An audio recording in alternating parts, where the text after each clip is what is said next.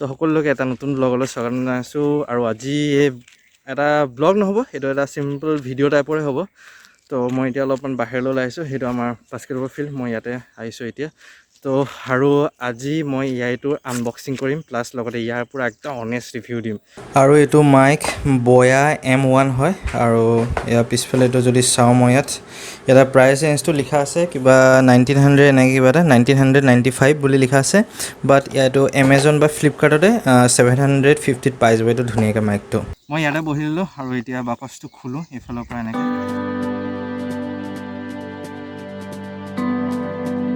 তো খুলি পেলাই ফাৰ্ষ্ট ইয়াতে কিবা কাৰ্ড এখন আছে আৰু ইয়াতে কিবা কাগজ চাগজ আছে, এইবোৰ নাচাওঁ মই এতিয়া।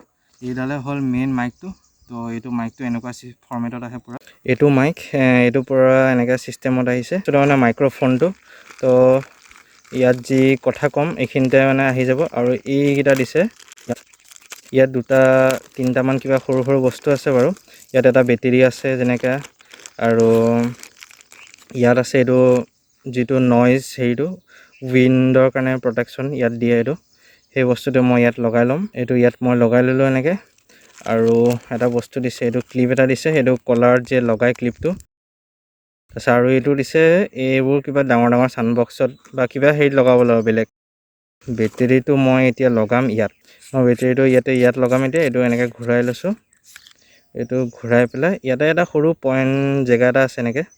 তো ইয়াতে মই ভৰাই দিছোঁ বেটেৰীটো।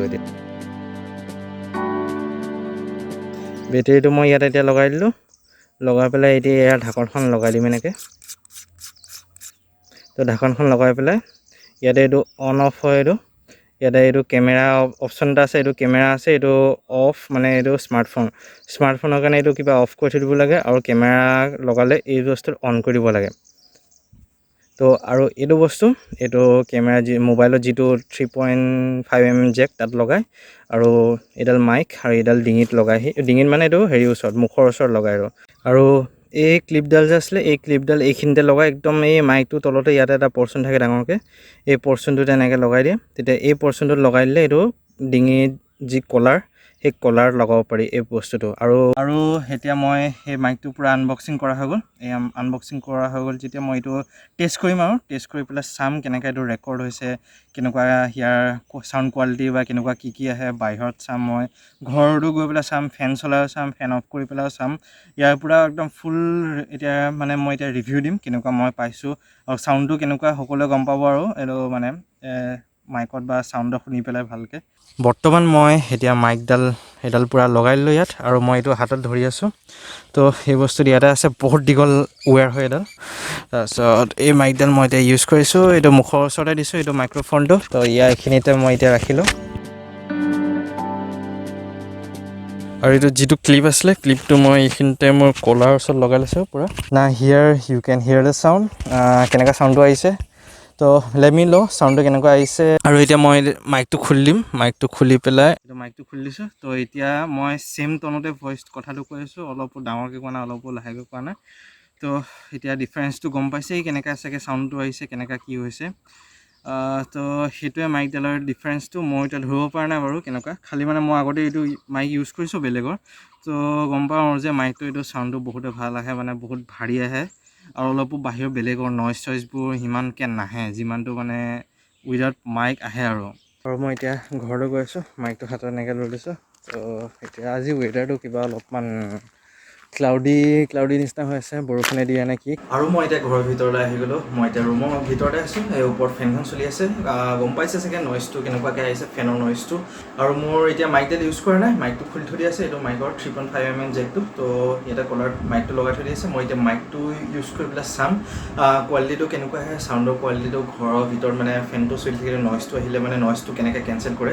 তো এতিয়া মই মাইকটো লগাইছোঁ, আৰু তো মই এতিয়া মাইকটো লগাই দিলোঁ। And now hear you can see the difference between the মাইকটো লগোৱাওঁতে কেনেকুৱা হৈছে আৰু মাইকটো নলগাওঁতে কেনেকুৱা হৈছে। কণ্ডিশ্যনটো ছেমেই আছে, মই ছেম ৰুমৰ কণ্ডিশ্যনতে আছোঁ, ফেনখনো পূৰা চলি আছে ছেম স্পীডতে। আৰু মই মুখেদি ছেম মানে যিটো আগতে প্ৰেছাৰত কৈছিলোঁ, যিটো হেৰিত কৈছিলোঁ, একদম ছেম মানে ৰেটত কৈ আছোঁ আৰু কথাখিনি।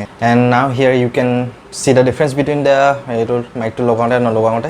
তো সেয়াই বহুত ধুনীয়া মাইক হয় এইটো।